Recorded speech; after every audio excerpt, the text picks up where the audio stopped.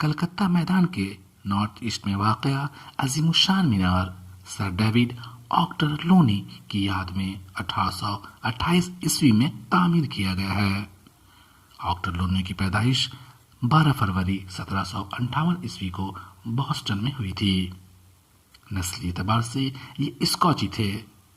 ان کے فادر نے 18ویں صدی میں اسکاٹ لینڈ سے کلونیل امریکہ ہجرت کی تھی، یعنی مائگریٹ کی تھی۔ آکٹر لونی نے 1777 عیسوی میں صرف 18 برس کی عمر میں ایسٹ انڈیا کی فوج میں ایک کیڈٹ کی حیثیت سے شمولیت اختیار کی اور اسی برس ہندوستان آئے۔ ان کا ملٹری کیریئر 40 سال سے زیادہ رہا۔ انہوں نے فرنگی فوج کی طرف سے کئی جنگوں میں رہنمائی کی، یعنی لیڈ کی۔ انہوں نے 1804 عیسوی میں مراٹھوں کے حملے سے دہلی کا دفاع کیا، یعنی ڈیفینڈ کیا، اور 1814 عیسوی سے 1816 عیسوی کے درمیان ہونے والی نیپال جنگ جیتنے کی وجہ سے کافی مشہور ہوئے۔ گورکھا پر انگریزوں کی فتح کی وجہ سے 1816 عیسوی میں ٹریٹی آف سگولی ہوا۔ اس معاہدے کی وجہ سے نیپال کے کئی علاقے برٹش کو سونپ دیے گئے۔ ان میں موجودہ سکم، دارجلنگ، کماؤں اور گڑھوال رینجز شامل ہیں۔ انہیں اس بات کا اعزاز بھی دیا جاتا ہے کہ فوج میں گورکھا کو شامل کرنے کا امکان، یعنی پوٹینشیل، ان کا ہی تھا۔ سروس کے دوران کلکتہ میں بھی ان کا قیام رہا۔ برٹش ریزیڈنٹ کی حیثیت سے 19ویں صدی میں انہوں نے انڈو پرشین کلچر اپنایا تھا، جس کی وجہ سے برٹش انڈیا میں سب سے زیادہ دلچسپ کریکٹر بن گئے۔ انہوں نے ہندوستانی اشرافیہ ایلیٹ کا شاہانہ طرز زندگی دیکھا۔ مغلوں سے انگریزوں کو بھی زمانے بھر کی عیش پرستی ملی، جس میں ناچ گرل بھی شامل تھیں۔ آکٹر لونی بھی وائٹ مغل بن گئے۔ ولیم ڈال-ریمپل کا کہنا ہے کہ یہ ان انگریزوں میں سے تھے جنہوں نے کھلے دل سے انڈو پرشین کلچر قبول کیا تھا۔ آکٹر لونی شاہانہ زندگی اور ایک ناچ گرل مبارک بیگم کی محبت میں گرفتار ہو گئے اور اپنے ساتھیوں کے مشورے کے خلاف شادی بھی کر لی۔ یہ ان کی 13ویں بیوی تھی اور آکٹر لونی سے زیادہ جوان تھی۔ یہ انڈین آرمی کے پہلے افسر بنے جنہیں گریٹ کمانڈر آف بھارت کا میڈل ملا۔ اختلاف کی وجہ سے ایسٹ انڈیا کمپنی سے ریزائن کر دیا، لیکن ہندوستان کو الوداع نہیں کہا۔ 15 جولائی 1825 عیسوی میں ان کی وفات میروت میں ہوئی۔ وہ لیجنڈری ملٹری کمانڈر تھے۔ انہیں خراج عقیدت پیش کرنے کے لیے، یعنی ان کے آنر میں ایک مونومنٹ بنانے کا فیصلہ کیا گیا۔ سی کے رابنسن، جو کلکتہ کے مجسٹریٹ میں سے ایک تھے، وہ سول آرکیٹیکٹ بھی تھے۔ ان سے کہا گیا تھا کہ پروپوزڈ مونومنٹ کا ڈیزائن مسلم اسٹائل میں کیا جائے۔ بنیاد یعنی فاؤنڈیشن چوکور یعنی اسکوائر ایجپشین طرز میں ہے، جو اینٹ اور پتھر سے بنا ہوا ہے۔ باہری حصہ عمودی دھاریوں ورٹیکل اسٹرائپ سے مزین ہے۔ اوپری حصہ شامی یعنی سیرین ہے۔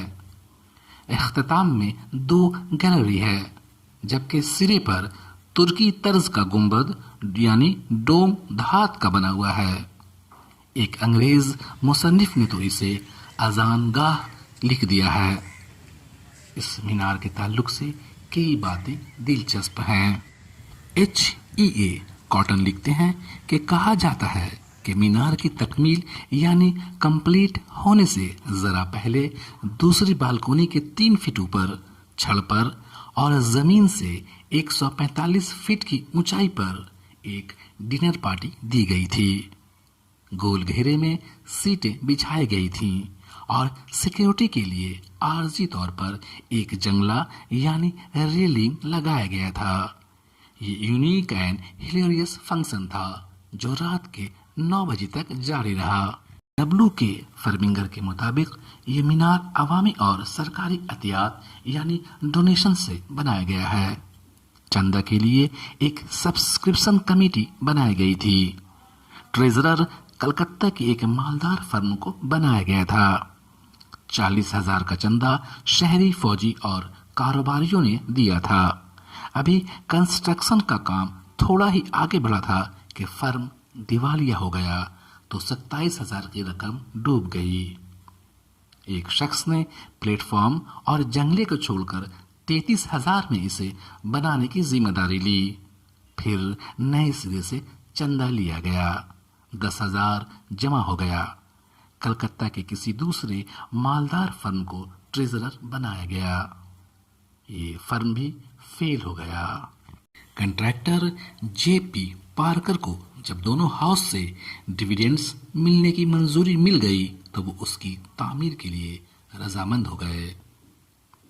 اس زمانے میں اس کے اوپر سے نارتھ میں بیرک پور 14 میل دور، ساؤتھ میں فورٹ گلاسٹر 23 میل دور، ویسٹ میں دریائے ہوگلی اور ایسٹ میں سالٹ لیک تک دکھائی دیتا تھا۔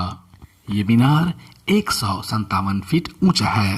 اس میں 218 زینے یعنی اسٹیئرز ہیں جو آپس میں کاسٹ آئرن میں جڑی ہوئی ہیں۔